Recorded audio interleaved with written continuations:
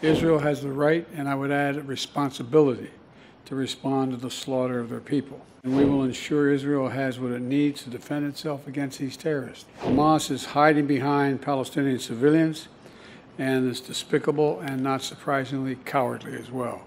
Israel has the right, and I would add responsibility, to respond to the slaughter of their people. And we will ensure Israel has what it needs to defend itself against these terrorists. That's a guarantee. We also have to remember that Hamas does not represent, let me say it again, Hamas does not represent the vast majority of the Palestinian people on the Gaza Strip or anywhere else. Hamas is hiding behind Palestinian civilians and is despicable and, not surprisingly, cowardly as well. This also puts an added burden on Israel while they go after Hamas. But that does not lessen the need to operate in a line with the laws of war. For Israel has to do everything in its power. Israel has to do everything in its power, as difficult it is to protect innocent civilians. And it's difficult. I want to thank the Israelis and the and President Sisi of Egypt for working with the United States to make sure that food, water, and medical supplies are getting through to innocent people in Gaza. The flow needs to increase, and we're working very hard with our partners to make that happen.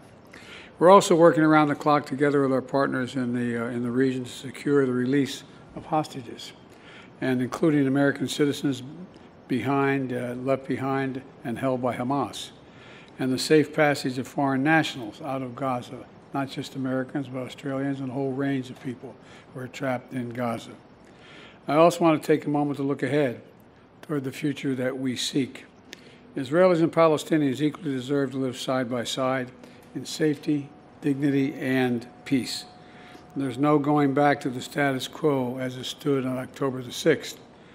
That means ensuring Hamas can no longer terrorize Israel and use Palestinian civilians as human shields. It also means that when this crisis is over, there has to be a vision of what comes next, and in our view, it has to be a two-state solution.